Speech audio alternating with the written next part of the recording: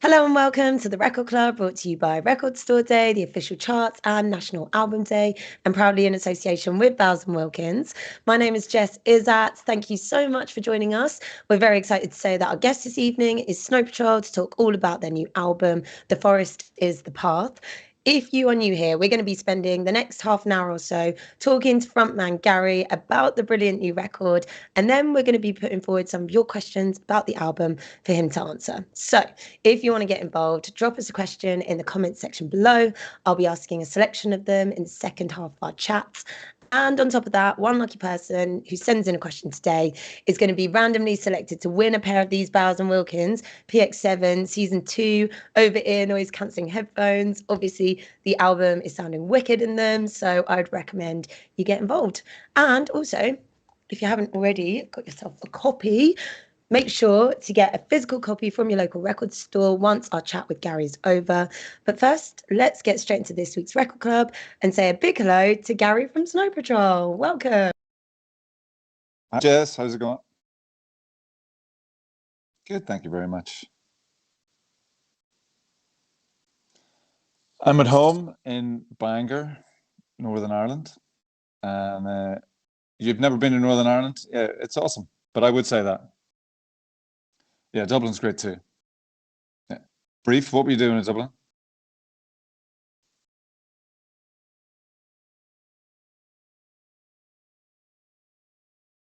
The factory or the it's not a brewery. It's the beer making place.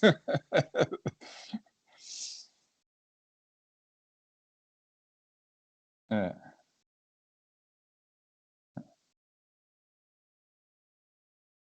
yeah, it's great. From Dublin north. Yeah.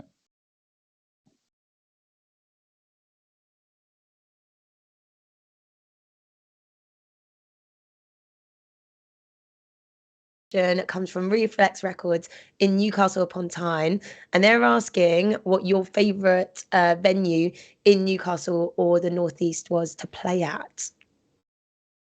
Well, the last time we played Newcastle was in the Metro Radio Arena, and that was for Wildness. So that would have been 2019. And the reason why I remember it is because it was our first gig on that tour, and it was, anytime there's a first gig on a tour, like a kind of a world tour, it's always kind of a nerve-wracking night because you got the whole show that you've designed and the lighting designer and everybody's designed for however long it's taken, months, and that's the first time anybody sees it anywhere. So it was the good people in Newcastle that saw it for the first time that night. Oh, And it I was actually awesome. went to uni in Newcastle, so I've been there as well, and I love it up there.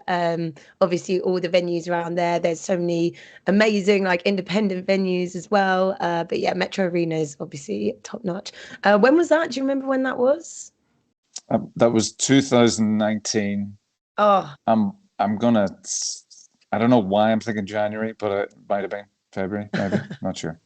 that's I'm brilliant. terrible with dates and all that sort of stuff of gigs in the past, but I know that it was the first gig of our Wildness tour. So And yeah, obviously we have to say big ups to everyone at Reflex Records. Thank you so much for your question. Are you a big record store fan? Like, do you go into record stores or do you get the time to go into record stores actually? yeah, very much so. We have a local record store here in Bangor called Bending Sound. We did like a midnight signing of the new record on the release day, and I'm in there at least once a week. And yeah, it's an amazing record store. And yeah, I think vinyl is the one of the most glorious things on planet Earth. It really is extraordinary to hold something in your hand that a physical record these days is something that's really kind of divine. Amazing. And yeah, obviously I have your eighth album that is Hmm. honestly, well, I have to say huge congratulations. The Forest is the Path, and it's been 6 years, I think you were saying, that you haven't made a new record. So this is the first one in 6 years, right? Yeah, yeah. The first one 6 years. It's been a little while. It took its time. but we got there. And it went straight to number one as well. How does that feel? Yeah, amazing. It's it's kind of because our first number one in 18 years, so yeah, it's not something that we take for granted, and it's not a regular occurrence for us. So yeah, it's very special. What was the catalyst for jumping back in the studio and getting this album together? Well, we were always going to make another record. We just the only thing that we have to guarantee this time, every time we bring a record out, is that we're just completely and utterly 100% proud of it. There's no point in at this stage. This is our 30th year as a band, and there's not really any point in releasing a record where we're like kind of like half-assing it. It doesn't make any sense. So it's I think that just getting back in the songs that Johnny and I started writing to begin with started to sound, we were thinking they were sounding pretty good. Everybody else was thinking they were sounding pretty good. So it sort of gave us some confidence that there was something there, and more songs. Just every time we got together, there seemed to be more songs, which was kind of don't know if it's happened that way before, where every single day we sat down to write a song, myself and Johnny, or myself and Johnny and Nathan. There'd be a song finished at the end of it, like with a pretty good version, a pretty good original version, as I was calling Johnny's versions, the original versions of the songs, that we could kind of build from. And I wrote the lyrics in a day and all that sort of stuff. So that's not usual for me either. So this time around, there was a lot of firsts, So every time we got together, it felt like something was happening. And that's what we kept saying to each other. There's a line in one of my favorite books of all time, which is Grab Onto Me Tightly As If I Know the Way by Brian Charles. And the lead character is falling in love, and he says, something is happening here.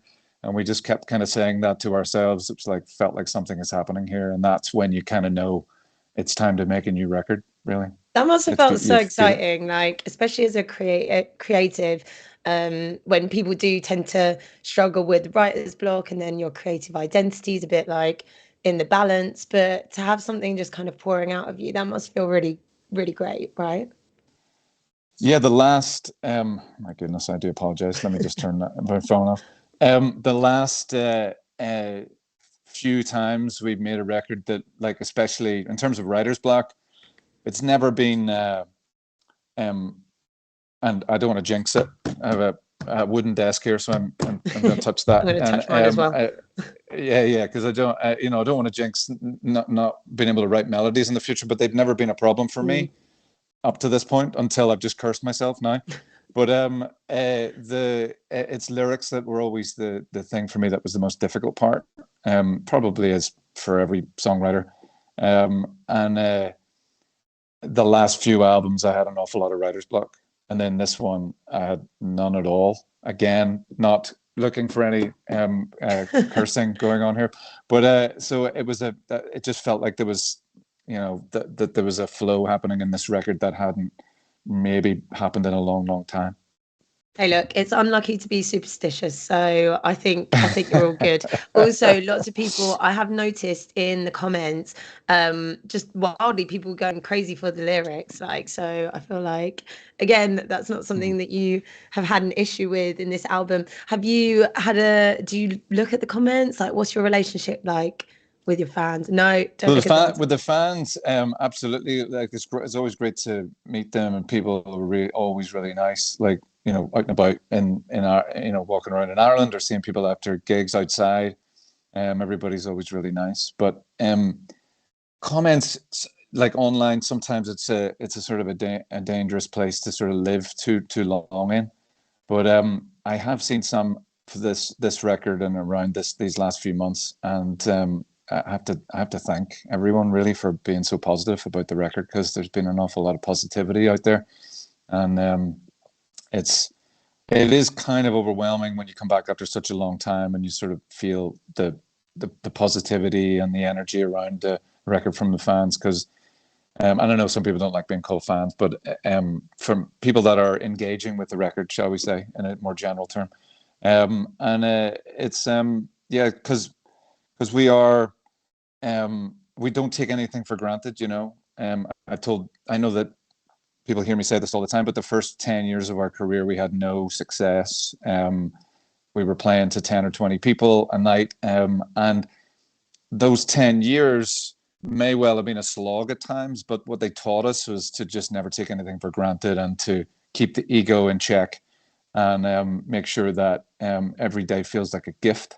And that's what it does. That's what those 10 years gave us. Like I think as an 18-year-old, if I had had the level of success I had as a 28-year-old, I would not have been able to handle this at all. I love everything you said sort of weaves into, like, I was having a little look through the record, and obviously thankfully you got the lyrics in there as well, because I'm rubbish at learning lyrics, but I do love to know them. But also on the back you've got like a thank you, and it says, we'll sign off in the same way we've been signing off on every album since our first one in 1998, because we were very lucky to have supportive parents. Mums and dads of the world, be patient with your children. And I quite like that as well. That's a nice message.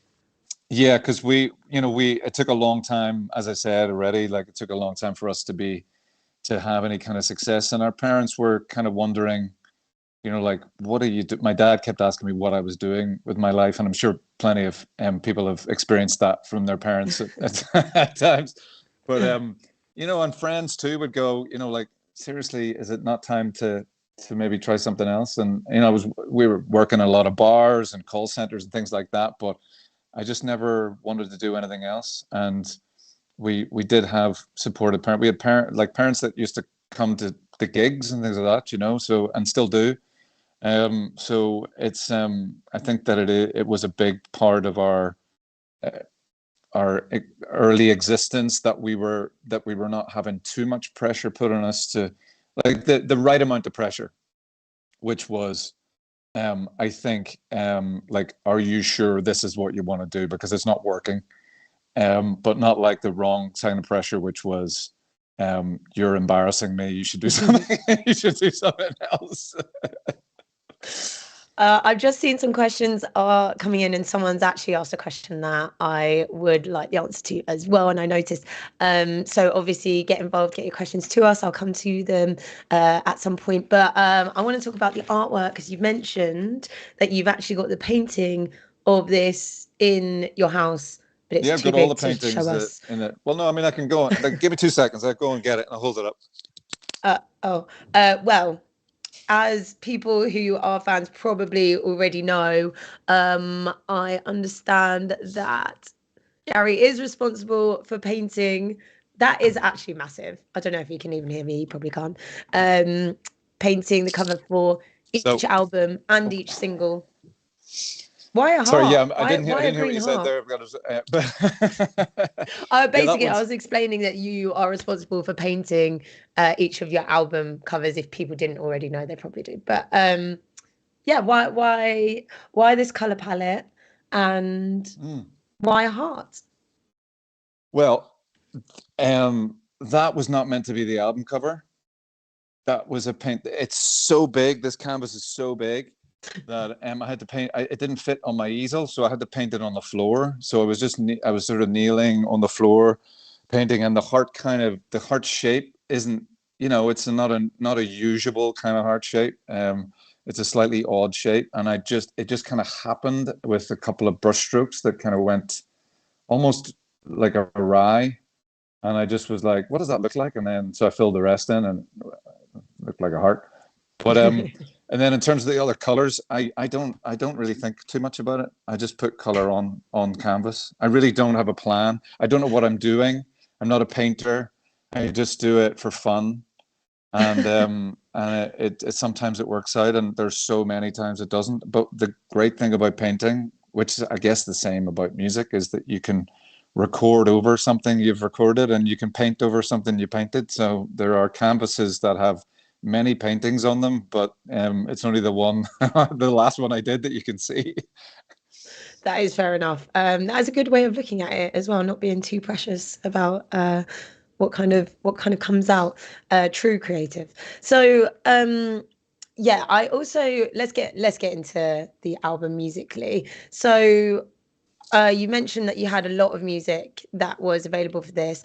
I do always like to ask, on an album, or a record, what song almost didn't make the album and for what reason? Because then sometimes it means that we can like savor it a bit more. Okay. You know, it's funny because we recorded. In the end, things keep getting whittled down as you go along with the record. And anyone that's made an album or written songs will know this. You start with however many. It kind of depends, but let's say 30. But in previous albums, it has been in the hundreds. But like this one was slightly more focused already because we were making finished songs each day we went in. So we started with 30 and then we started whittling down and it got to like 13, which obviously me being superstitious was not an ideal number, but we were going to put 13 songs on the record. So it's more about what got left off than what didn't almost make it. So there is a song called Waking Up Now, which is about my father who passed away before we started making the record, and I felt like that song didn't quite fit on the record with the sort of themes that we were working through on the album, or the themes that I was working through. I have written I think I can say this now, maybe not, but I think so. But I've written a book that will be a kind of companion piece to the record that's coming out next year. And that explains in more detail about my dad and the sort of the what happened before the writing of the record. And that song will then appear on that version of the album. So that one was left off. I can't think of any that were nearly axed and that were saved last minute, because it was more about the one that was left off. Well, I'm sure people are super excited to hear about that. I know you've just sort of announced the book, which is very Well, yeah, exciting. I did mention in But an interview a while ago, but I didn't go into any detail about what it was about. But I think that's the first time I've actually mentioned it in terms of relating it to the album. It'll also be called "The Forest Is the Path." amazing, amazing. When a ballpark figure, when can we expect It'll that, be do you next reckon? year. I think I've already said too much, but Okay, well, moving swiftly on. I can see there are some questions coming in. Aniko on the Record Club's Facebook says, "Love the line. That's why I hold you in museum gloves." How did Gary come to this line? um, that one of my thank you very much. It's one of my favorite lines on the record, and my a hero, a literary hero of mine, Andrew Meehan, who happens to be one of my best friends, texted me when he heard the record. He sent me um, a very simple text, which was, "That's why I hold you in museum gloves," and he just wrote, "That's good, that is." And that was it. That was just that simple text, but that was him just saying, yeah, him being one of the best writers that I know. I was pretty moved to get that. And that was the first day that the Fraser T. Smith produced the record, but that before he produced the record, we went in to make it with somebody else, and it didn't quite work out. And I'd written with Fraser. I'd spent the day with him. And when I walked into the room, I don't know why I did that. When I walked into the room, like, this is how we walk. It's good visual. When I walked in with him to the room, and he had the guitar around his around his shoulder already. And as soon as I walked in, he just literally like leapt at me and went, "What do you think of this?" And he played me what's the music to All, and I hadn't even like said hello or got my coat off or anything, and I went, "Oh, I like that," and I started this sort of come up with a melody, and then before I'd even got my coat off, I started writing the word. Those words came in. I think it was him just going straight, like, let's just get straight into it. Like my brain just was open to whatever, and it all just happened in the space of 20 minutes. Those lyrics all just like fell out of the pen. And sometimes your role as a songwriter is to just get out of the way of the song. You're just the lightning rod or the conduit for it. You're not really the songwriter. You're just you're the facilitator, And I enjoy that it sort of gives you like a visual, but not really 100% knowing like exactly what it is, like museum gloves. Sorry, that line is specifically so when somebody says what is that line about, because it all came out so quickly, I sometimes, after I've written something, go, yeah, what is that line about? But it is essentially trying not to break the last things that in your life that remain unbroken. And I'm a clumsy person at the best of times, and I just I think my role in life now is to hold the people that I love gently, and try and be the conduit to peace and comfort in their lives, rather than be the person that I used to be in the past, which was drunk all the time.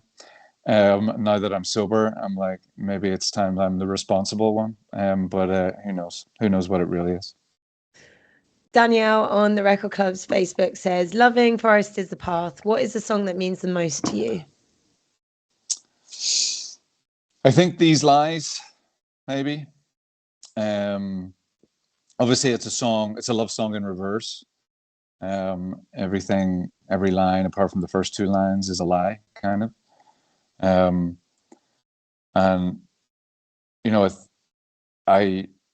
another song that kind of fell out.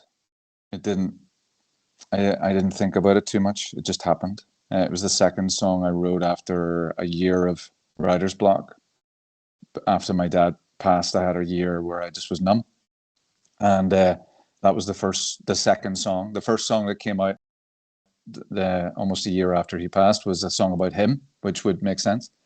And the second song was These Lies, which is not about him, obviously. But I think that's probably why it means so much to me, because there is, even though it's not about him, there is a connection to that day that life kind of started again, because it felt like things had withered so much in his absence. Yeah, such a gorgeous tune. I think that one and The Forest is the Path is up there as my personal faves. Oh, thank you. Do you like the title? Do you like the title track? That's great. Yeah. That can I tell you a story about that? Can I tell you a story about that? We were in the studio with Michael Keeney, who was instrumental in getting us basically kind of back in the studio again after we had tried to make the album the first time and it didn't work. And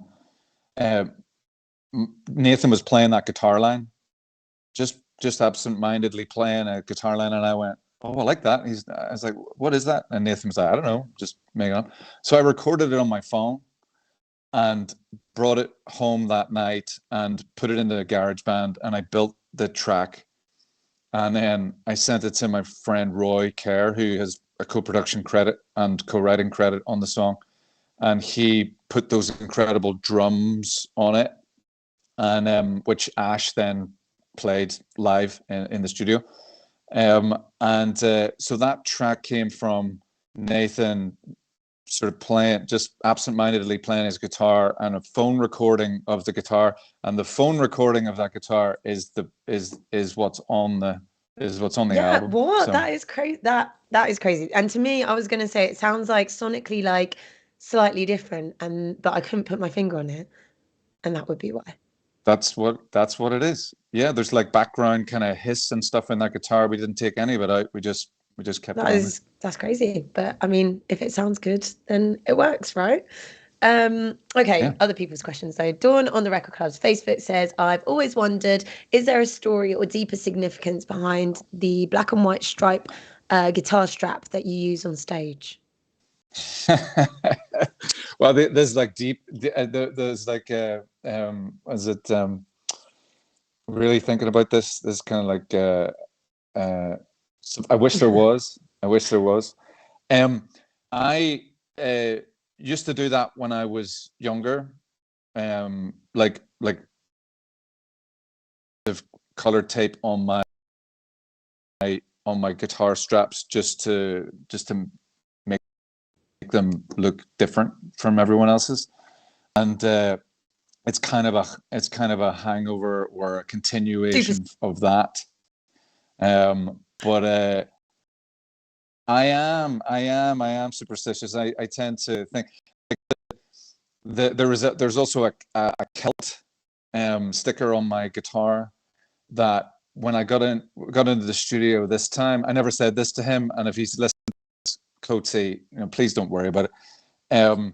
My guitar tech for 27 years, Coatsy, David Coates, who I loved a bit. He put a new Celt sticker on it because it faded, and I was like, oh god, this is bad. I don't know what to say. I don't want to hurt his feelings. So like even stuff like that, I will kind of like, it'll take me a minute or two to quite a long time to get my head around. Still not over it. Still not over it. Too afraid to take the new sticker off. Well, the old one's still there. Yeah, I'd say. There we go. It's being protected. Yeah, it's still in there somewhere. Yeah.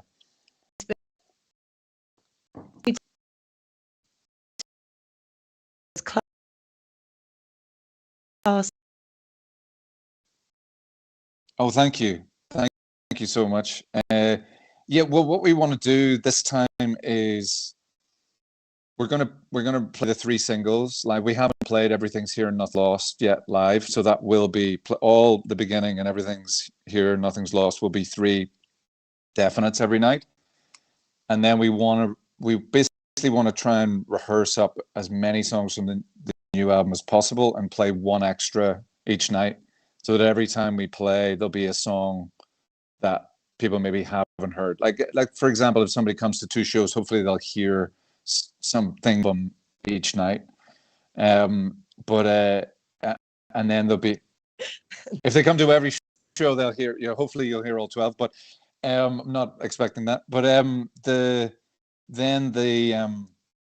the rest of the set will obviously be populated with songs that we think that people want to hear, because I think that gigs should be something that you shouldn't need to rehearse. It shouldn't need to do any kind of studying for. You should come along and hear the songs that you've heard perhaps many times. I don't think it should be an exam for people. We're not going to make them listen to the whole new album in order and then maybe throw a few old ones in at the end. No, I think it's people have paid money to come and see us play. We want to give them the best possible show, but we also want to play some new as well. So we try and find that balance. Amazing. Hopefully we will. Oh, that is all we have time for. Snow Patrol path, physical that this ever pick one up from your local record store, support your local. I'm also that the winner of Door Club's Facebook page will get those headphones to you. Obviously, thank you everyone for joining us and sending in your questions. This and all previous episodes are available to watch back on Spotify or YouTube. My name is Jess Izzat. Thank you for joining us. Gary from Snow Patrol, thank you so much. Thank you.